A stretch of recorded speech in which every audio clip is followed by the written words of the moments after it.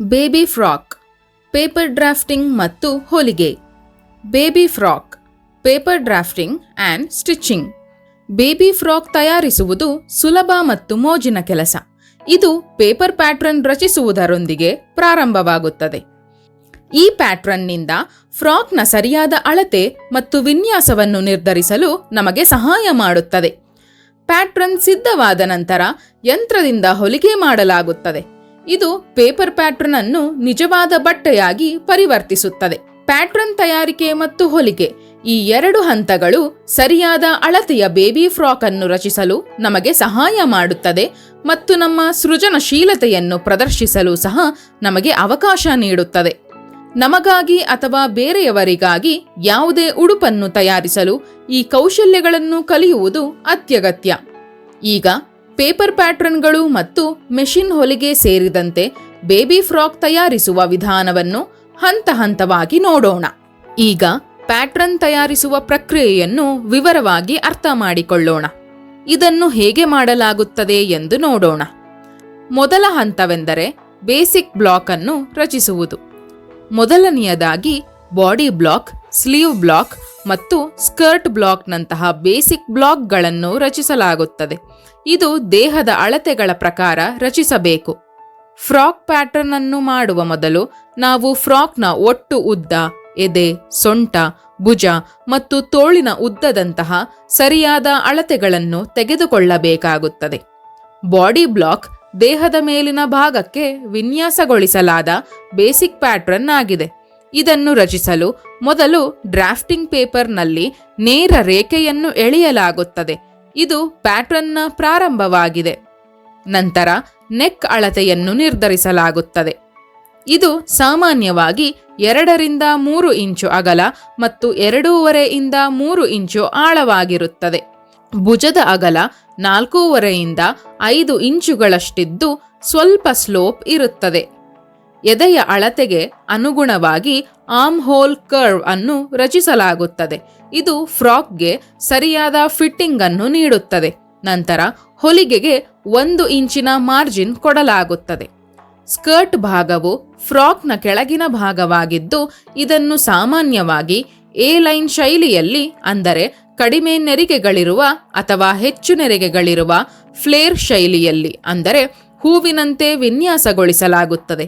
Skirt pattern ರಚಿಸುವಾಗ ಸ್ಕರ್ಟ್ನ ಸುತ್ತಳತೆಯನ್ನು ನಿರ್ಧರಿಸಲು ಸೊಂಟದ ಅಳತೆಯನ್ನು 4ರಿಂದ ಭಾಗಿಸಲಾಗುತ್ತದೆ. ಸ್ಕರ್ಟ್ನ ಉದ್ದವನ್ನು ಸೊಂಟದಿಂದ ಮಂಡಿಯ ತನಕ ತೆಗೆದುಕೊಳ್ಳಬೇಕು. ಉದ್ದ ಅಗತ್ಯಕ್ಕೆ ತಕ್ಕ ಹಾಗೆ ಹೆಚ್ಚು ಕಡಿಮೆ ಮಾಡಿಕೊಳ್ಳಬಹುದು. ಇದು ಸಾಮಾನ್ಯವಾಗಿ 10-12 ಇಂಚುಗಳಾಗಿರುತ್ತದೆ.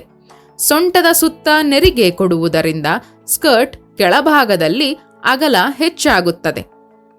ನೀವು ಫ್ರಾಕ್ಗೆ ತೋಳುಗಳನ್ನು ಸೇರಿಸಬೇಕಾದರೆ ತೋಳಿನ ಪ್ಯಾಟ್ರನ್ ಅನ್ನು ರಚಿಸಿ.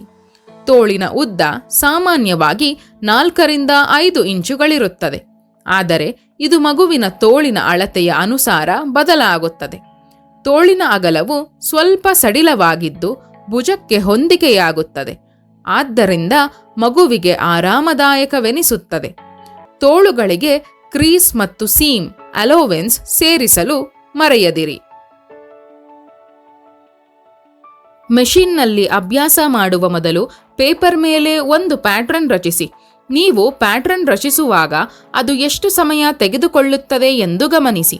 ನೀವು ಕೇವಲ ಸರಳ ಪ್ಯಾಟ್ರನ್ ರಚಿಸುತ್ತಿದ್ದರೆ ಅದು ಎಷ್ಟು ಸಮಯ ತೆಗೆದುಕೊಳ್ಳುತ್ತದೆ ಮತ್ತು ನೀವು ಯಾವ ವೇಗದಲ್ಲಿ ಕೆಲಸ ಮಾಡುತ್ತಿದ್ದೀರಿ ಎಂದು ಗಮನಿಸಿ. ಪೇಪರ್ ಪ್ಯಾಟ್ರನ್ ಅನ್ನು ಕತ್ತರಿಸುವ ಮೊದಲು ಡ್ರಾಫ್ಟ್ ಮಾಡಿದ ಪ್ಯಾಟ್ರನ್ ಅನ್ನು ಎಚ್ಚರಿಕೆಯಿಂದ ಕತ್ತರಿಸಿ. ನಂತರ ಪ್ರತಿಯೊಂದು ತುಂಡನ್ನು ಅದರ ಹೆಸರಿನೊಂದಿಗೆ ಲೇಬಲ್ ಮಾಡಿ. ಉದಾಹರಣೆಗೆ ಫ್ರಂಟ್, ಬ್ಯಾಕ್, ಸ್ಲೀವ್ ಇತ್ಯಾದಿ. ಪ್ಯಾಟ್ರನ್ ಮೇಲೆ ಗ್ರೇನ್ ಲೈನ್, ಫೋಲ್ಡ್ ಮತ್ತು ಹೊಲಿಗೆ ಗುರುತುಗಳನ್ನು ಗುರುತಿಸುವುದು ಸಹ ಮುಖ್ಯವಾಗಿದೆ. ಎಲ್ಲ ತುಂಡುಗಳನ್ನು ಕತ್ತರಿಸಿದ ನಂತರ ಪ್ರತಿ ತುಂಡಿಗೆ ಸೀಮ್ ಅಲೋವೆನ್ಸ್ ಸೇರಿಸುವುದು ಅವಶ್ಯಕ. ಸಾಮಾನ್ಯವಾಗಿ ಸೀಮ್ ಅಲೋವೆನ್ಸ್ 1 ಇಂಚು ಇರಬೇಕು. ಬಟ್ಟೆಯನ್ನು ಸರಿಯಾದ ದಿಕ್ಕಿನಲ್ಲಿ ಕತ್ತರಿಸಲು ಸಾಧ್ಯವಾಗುವಂತೆ ಗ್ರೇನ್ ಲೈನ್ ಅನ್ನು ಗುರುತಿಸಲು ಮರೆಯಬೇಡಿ. ಮೊದಲು ನೆಕ್ ಮತ್ತು ಅಂಚುಗಳ ಫಿನಿಶಿಂಗ್ ಮಾಡಿ. ನೆಕ್ ಮುಂಭಾಗಕ್ಕೆ ಪೈಪಿಂಗ್ ಅಥವಾ ಬಟ್ಟೆಯ ಪಟ್ಟಿಯನ್ನು ಹೊಲಿಯಿರಿ ಮತ್ತು ಹಿಂಭಾಗದಲ್ಲಿ ಒಂದು ಪ್ಲಾಕೆಟ್ ಹೊಲಿಯಿರಿ. ಇದು ಬಟನ್ ಅಥವಾ ಹುಕ್ಗಳನ್ನು ಹಾಕಲು ಅನುಕೂಲವಾಗುತ್ತದೆ. ಇದರಿಂದ ಫ್ರಾಕ್ ಧರಿಸಲು ಸುಲಭವಾಗುತ್ತದೆ.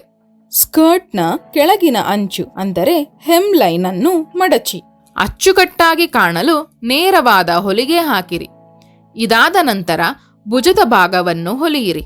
ಫ್ರಂಟ್ ಮತ್ತು ಬ್ಯಾಕ್ ಬಾಡೀಸ್ನ ಎರಡೂ ಭುಜಗಳನ್ನು ಸೇರಿಸಿ ಅಂಚುಗಳು ಹೊಂದಿಕೆಯಾಗುವಂತೆ ಪೇಪರ್ನ ಎರಡೂ ಭಾಗಗಳನ್ನು ಸರಿಯಾಗಿ ಅಲೈನ್ ಮಾಡಿ.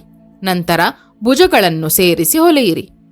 ಈಗ ಸ್ಲೀವ್ಸ್ ಅಂದರೆ ತೋಳುಗಳನ್ನು ಜೋಡಿಸುವ ಸಮಯ. ತೋಳುಗಳನ್ನು ಆರ್ಮ್ ಹೋಲ್ಗೆ ಜೋಡಿಸಿ ಹೊಲಿಯಿರಿ. ಹೊಲಿಯುವಾಗ ತೋಳುಗಳ ಕರ್ವ್ ಮತ್ತು ಆರ್ಮ್ ಹೋಲ್ಗಳ ಕರ್ವ್ ಸರಿಯಾಗಿ ಹೊಂದಿಕೆಯಾಗುವಂತೆ ನೋಡಿಕೊಳ್ಳಿ. ನಂತರ ಸ್ಕರ್ಟ್ ಮತ್ತು ಬಾಡೀಸ್ ಜೋಡಿಸಬೇಕು. ಸ್ಕರ್ಟ್ ಅನ್ನು ಬಾಡೀಸ್ನ ಕೆಳಗಿನ ಅಂಚಿನೊಂದಿಗೆ ಜೋಡಿಸಿ. ಸ್ಕರ್ಟ್ನಲ್ಲಿ ಫ್ರಿಲ್ಸ್ ಅಥವಾ ಪ್ಲೀಟ್ಸ್ಗಳಿದ್ದರೆ ಮೊದಲು ಅವುಗಳನ್ನು ಮಡಿಸಿ. ಪೇಪರ್ ಮೇಲೆ ಪಿನ್ ಅಥವಾ ಅಂಟಿನ ಸಹಾಯದಿಂದ ಸೆಟ್ ಮಾಡಿ. ನಂತರ ಹೊಲಿಗೆ ಯಂತ್ರದಿಂದ ಬಾಡೀಸ್ನ ಜೊತೆ ಹೊಲಿಯಿರಿ.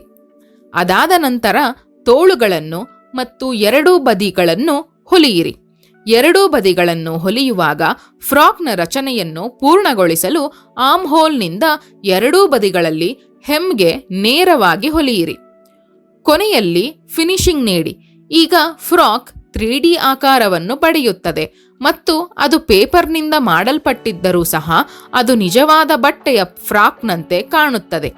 ಹೊಲಿಗೆಯ ಮೂಲಭೂತ ತಿಳುವಳಿಕೆಯನ್ನು ಹೆಚ್ಚಿಸಲು ಇದು ಅತ್ಯುತ್ತಮ ವಿಧಾನವಾಗಿದೆ.